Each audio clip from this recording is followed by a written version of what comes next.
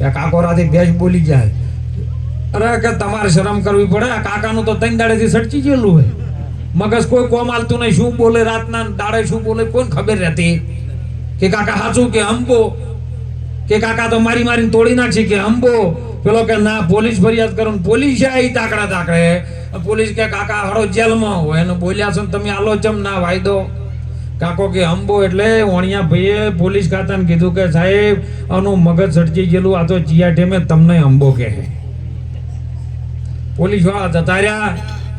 પેલા લોકો જતા રહ્યા રંબા વાળા. વણિયા ભાઈનો વારો આવ્યો કે આપણે 80,000ની ભેંસ બચાવવાની હતી, એમાં 1000 રૂપિયા કરેલા હતા. આ બચાવ કરો પણ 1000 રૂપિયા મારી દક્ષિણા કરતો હોય. વણિયા ભાઈ એ કાકાને કીધું કાકા આપણે રાતનો જે બોલી કરી હતી એમાં 1000 રૂપિયા કે અંબો. એ તો તાર ગુરુ મહારાજ જોડે બધા હાલતો તા પ્રતિજ્ઞાઓ તો લઈ રહી છે, પણ ગુરુ મહારાજ જાણે આઈનું ભારે તાણે અંબો જ કરે. અને એટલા માટે મહાપુરુષો આપણને જગાડી રહ્યા છે. આવા તત્વજ્ઞાની સંતો સાહેબ આજે ભારત ભૂમિમાં પેલા તો 10,000 વર્ષ તપ કરવું પડતું, તાણે તમને એક સંત મળતા. અત્યારે તમે નાકામ જો તમારે જીવન સુધારવું હોય તો બીજું કશું ન કરે. તમારા સ્વરૂપનું જ્ઞાન, તમારું જીવન સુધારવું હોય, આ જીવનશૈલીને પરિવર્તનમાં લાવવું હોય તો મહાપુરુષોનો સંગ કરજો સાહેબ. બીજા કોઈનો સંગ કરવા જેવો નથી. અને એટલા માટે આ સંતો કહે છે, મહાપુરુષો કહે છે, કબીર સાહેબ જેવા કહે છે કે આ છે જમનું એમ પણ આપણે ભૂલા પડી ગયા છે.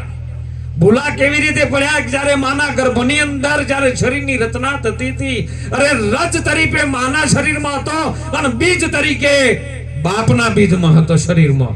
પણ આઈને સંચાલન કર્યું છે અને એક માના શ્વાસથી શ્વાસ જ્યારે જૂટ્યો અને નાભી કમળમાં અષ્ટપોખડીની અંદર જ્યારે બીજનું રોપણ થયું છે સાહેબ, અને રોપણમાંથી શરીરની આ કાયા બનાવી છે. એ કોને રે ગઢી છે તારી કાયા રે જોગીડા મારા, કોને રે ઘડી છે તારી કાયા.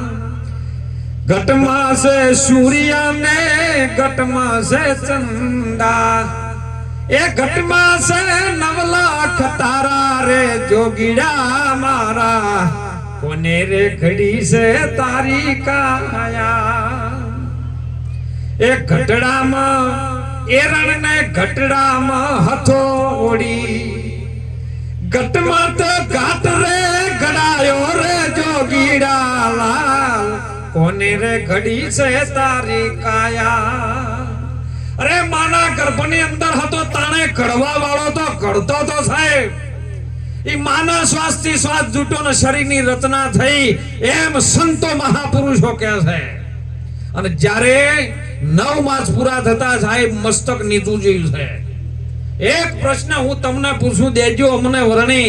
આભા મંડળ જેદી એઠોડીઠું ઉપર દીઠી ધરણી, ચેતી લ્યો નરકે નારી તમે સદગુરુજીની સામ સમજો, અને નહીતર ધીક મૂછ ને ધીક તારી દાઢી.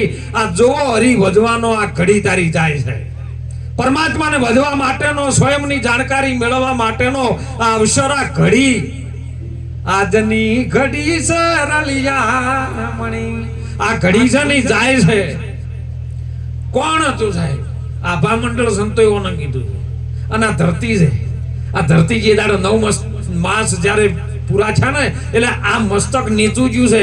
અને મસ્તક જ્યારે બહાર આવ્યું ને એટલે સીધો દૈયાણ ઉભી હતી ને એને બહાર આવ્યા ચેડે જે શ્વાસથી તમારા શરીરની રચના થતી હતી એ શ્વાસનો છેડો કાપીને ગોઠ મારી દીધી. પહેલું ડચકું આવ્યું છે અ ઉ આ.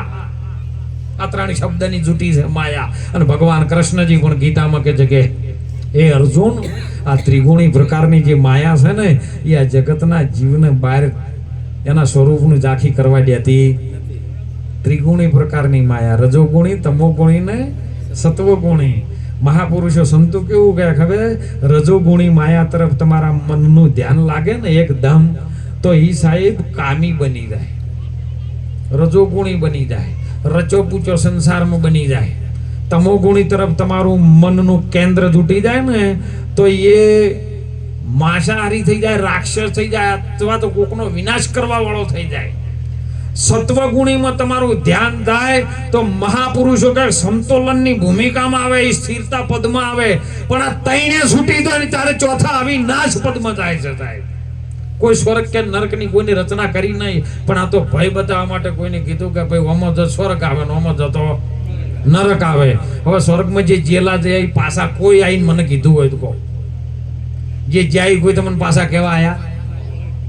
પણ ઓય રહેવા છતાં ધરતી ઉપરના સ્ટેજમાં કદાચ સદગુરુના શરણે જઈ અને આવા સંતોના શરણમાં ન હોય ને ખોટું જીવન જીવતો હોય, જેમ પેલો ભૂંડ ગારો ખાતો હોય, ગારામાં જઈને પડ્યો રહેતો હોય, ત્રણ કોથળી મારીને જો કાકા પાછા આકોટા કરતો હોય તો સમજો કાર્યો નરકમાં પડ્યો છે, ઈરું નરક.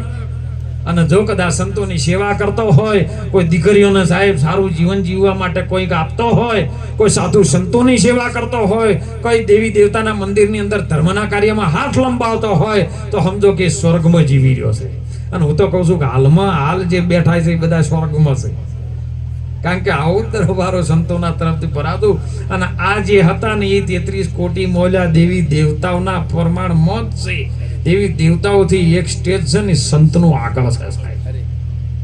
દેવી દેવતાઓ તો એમની આશા કરે કે મને માણસનો અવતાર, પણ આપણને મળ્યો છે ને છતાંય તો આપણે પરમાત્માનું ભજન કરી કહેતા નથી.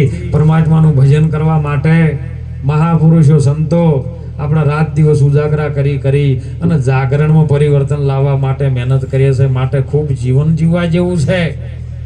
કારણ કે આયો છે ને કોણ દેશથી આયો હોશે આ જીવ, અને કોણ દેશમાં સમાજ લહારે, એ સદગુરુ તમારા નામ વિના, સાહેબ તમારી ભગતિ વિના જન્મ પછતાયેલા રે. ના ફીરે કમળથી અમે એ આવ્યા ને ત્રિકુટીમાં જઈને સમાય. ત્રિકુટીમાંથી આગળ એક શૂન્ય છે અને શૂન્યના ઘરમાં સદગુરુની રમત છે સાહેબ. અને રમતની અંદર સદગુરુ મહારાજનો દેશ એવો છે સ્વયંવર. એ સખી સ્વયંવર સદગુરુજીના દેશમાં તેઓ પરણે છે શબ્દને સુરતાનાર. જો સુધી સુરતા કુંવારી છે તો સુધી ભટકતી ફરે છે, પણ સદગુરુના વચન સાથે જો વરી જાય ને પછી સુહાગણ બની જાય છે.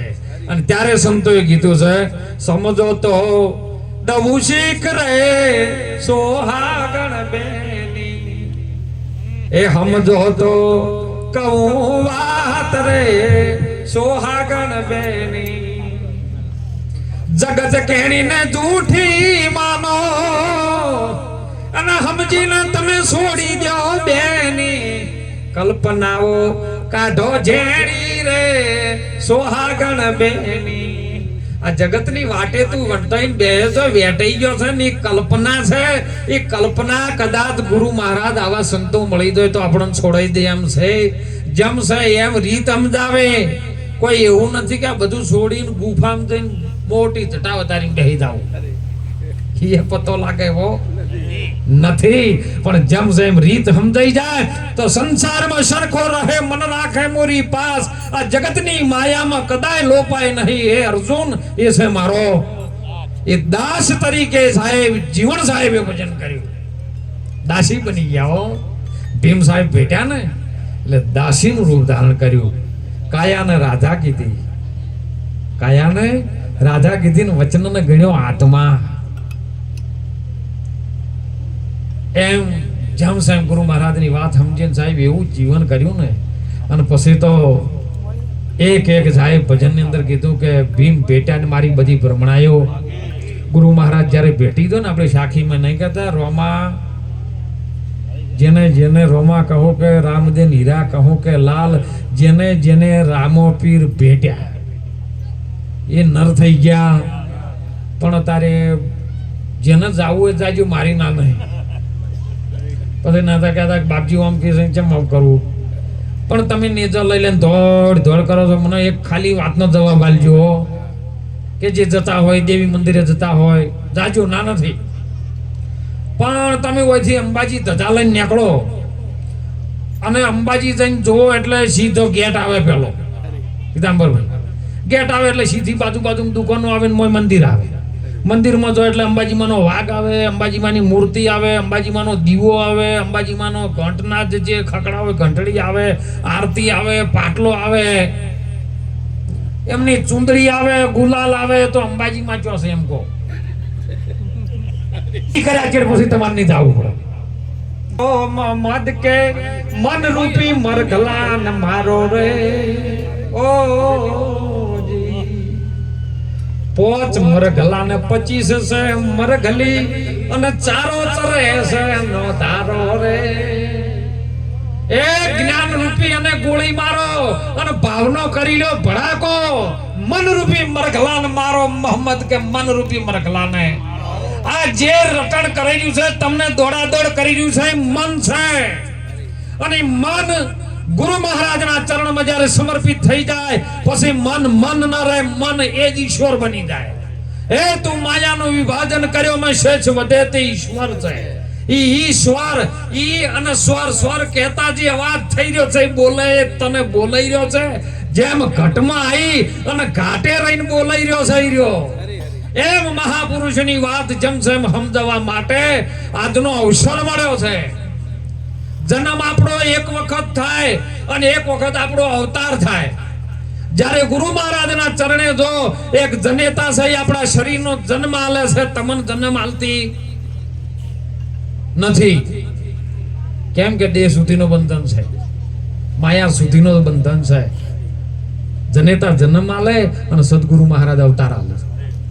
અને અવતાર લીધા પછી સંતોને કહેવું પડ્યું, હે માનવ તું વિશ્વાસ કરી લે, સમય બનીને પછી સમજાવું. આ દુનિયામાં હું ઈચ્છાથી અવતાર ધરીને આવું છું. એ જન્મ લઈને આવતો ઈચ્છાથી અવતાર ધરે છે. અને અવતાર ધરીને જો ધર્મ હોય અને અધર્મ હોય તો અધર્મનું ઉત્થાપન કરીને ધર્મની સ્થાપના કરે છે.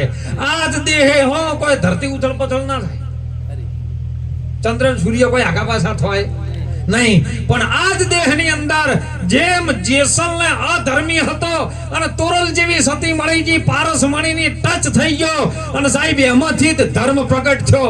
ઈ ધર્મ ગુરુ મહારાજ આપણા સંતો શીખવાડે. તમે ઈ ધર્મને જાણો. ઈ ધર્મ તમારો પોતાનો સ્વધર્મ છે, બીજા ધર્મની વેટાવાની વાત નથી.